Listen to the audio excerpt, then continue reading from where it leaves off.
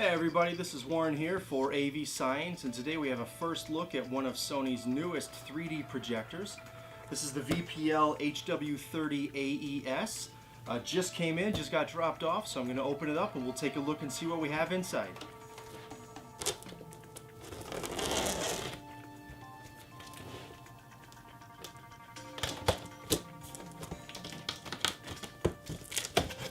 Okay, let's see what we have inside here.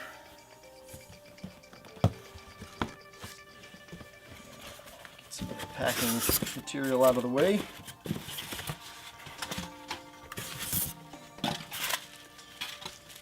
Alright, got our manuals and warranty card, of course. Here is the remote. Take a look at that right now. Similar to the style that Sony's used on their projectors for some time. So, there we go. There's our remote. Batteries, of course. And let's see what we have in here.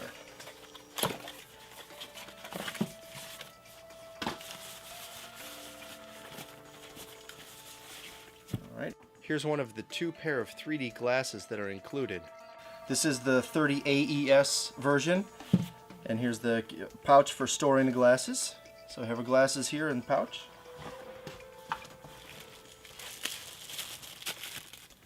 This looks like a charger. Yep, keep the glasses charged. And in here we have IR transmitter. So we'll see what else we have in here. Power cord, and that looks like that's it. So we'll open up and take a look at the projector now.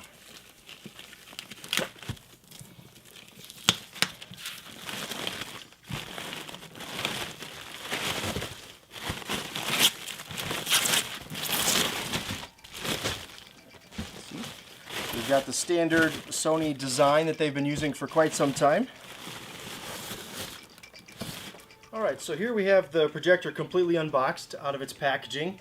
It's got a beautiful finish on it. Very nice design. You can see the front here. It's currently got the lens cap on. I'll take that off for just a second, but you can see how it's designed. Alright, we have the projector completely out of the packaging now, and we'll look at just some of the design and physical attributes. Here on this side we have our menu and input buttons, the power buttons. Basically you control and connect the projector here on the same side. Your power connection, and then you have two HDMI inputs. Next to the HDMI inputs you have the D-Sub 15 if you want to plug in a computer, for example, followed by your component video inputs. And then next to that, what looks like it's a network connection is not for networking. Rather, that's where you hook up your 3D glasses transmitter. So the included transmitter, it's included again here on the AES version. The transmitter is used to sync the glasses with the projector. So you would use a network cable, and that's where it would plug in. Then if you're going to have external IR, you have a connection for that. And also if you want to do RS-232 remote controls, you have a connector for that on this side. Okay, so on the front of the projector here, we have the lens right in the center of the projector, which is always a nice feature. And we have two manual controls here. We have a zoom and a focus. And both of those are, again, manual controls. So you're going to want to get your projector into place, and then you'll use those two controls to fine-tune and adjust the picture for your screen. We are looking essentially top-down on the projector. And what you'll notice here, right behind the lens, we have two dials here. And these two dials are to allow you to adjust the projector for horizontal and vertical placement on your screen. They're not motorized, but it does give you the ability to fine-tune the image so it's exactly lined up with your screen the way you need it to be. Here have the included pieces inside the projector box. We have the IR transmitter. This is the 30AES package, which includes the IR transmitter, so that's part of the package here. You can buy the projector without 3D if you just want to use it for a 2D projector, and in that case it would not include the transmitter and would not include the glasses. But since this is the 30AES, you do have the transmitter included. Here's one of the two pair of 3D glasses. The other one is still in the box. Also, you have the remote that comes with the projector. With the glasses, they do have an internal battery, but it's not a battery that you change. It's a charged battery, so you have a power adapter and a cord for charging your glasses to make sure they don't lose a charge. We'll take a look now at the menu on the projector. Again, this is out of the box. Nothing has been changed, modified, calibrated. We're just taking a look at the projector as you would get it yourself. So if we pull up the menu, we have the choice here for picture mode. And along the top of the remote are some picture mode buttons. So pressing any one of those buttons would quickly adjust all the settings, contrast, brightness, color, and so on for whatever picture mode you've chosen. If we move on down a little bit, we have our 3D settings option here and HDMI settings. Right now this is a 2D material, so there isn't a choice for configuring width of the 3D or making any settings for the brightness of the glasses. That menu choice comes up when you're actually watching 3D material. If we go down into the actual settings for doing an install, then we have your normal options for keystone, vertical keystone, doesn't have horizontal keystone. Again, the configurations for shifting are physically on the projector. They're not done electronically through the menu here. You do have the choice for panel alignment. And if you turn that on, then you can choose which particular color you want to adjust and make your individual configurations that way. So it does allow you to set the panels up pretty accurately. So we're going to take a look at the different picture modes. This is an image where the disc is paused. It's a Spears and Munsell calibration disc. Has some great demo material on here, some beautiful video demo material. We're just looking at the picture modes that are built in. So the first one here is dynamic.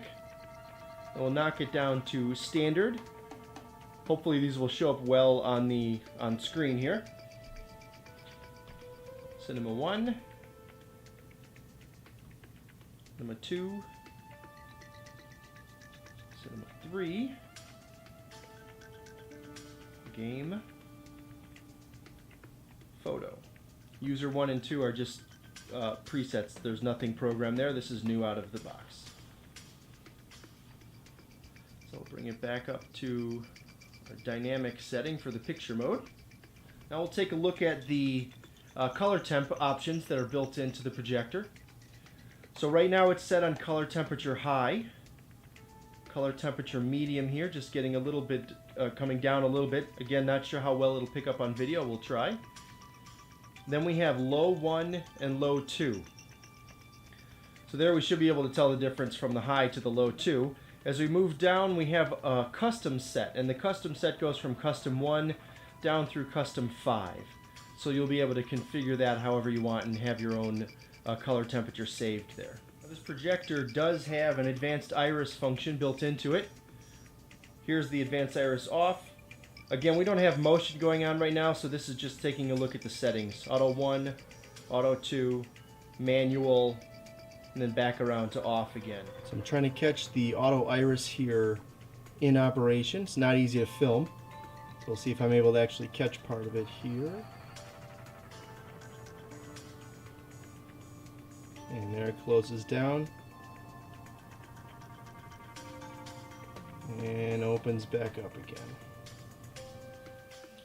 So right now we're projecting Cloudy with a Chance of Meatballs, and just have it paused here on a scene to give you an idea of brightness and color.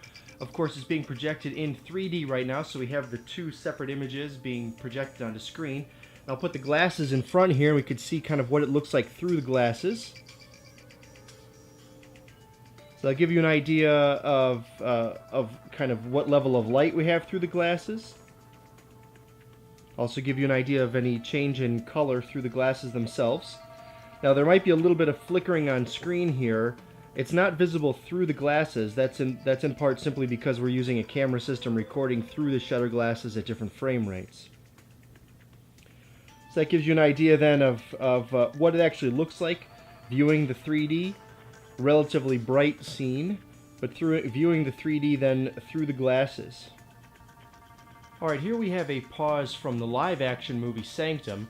Wanted to do a comparison between an animated film and a live action film. And this one just towards the beginning of the film.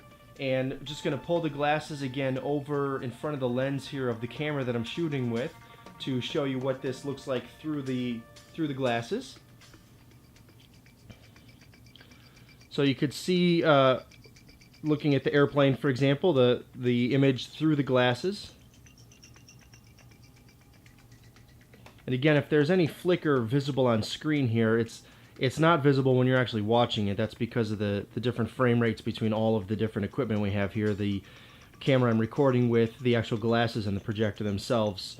The glasses and the projector match up fine. There's no flickering whatsoever. All right, one of the menu options that we have on this projector, on the remote control, there's a 3D button. So if we pull up that menu now, we have a few choices here for 3D settings. The glasses brightness currently is at maximum. You won't see any difference on screen here because what this is doing is actually lowering the brightness through the glasses. So you can adjust the brightness level for however you like to see your image. The other choice is the 3D depth adjustment. Now with the 3D depth adjustment, and you should be able to see the image on screen here, you can actually adjust how far apart the image is for your left and right eye. And this would allow you to fine-tune your setting for what is most comfortable with you, what allows you to see the depth of 3D the best.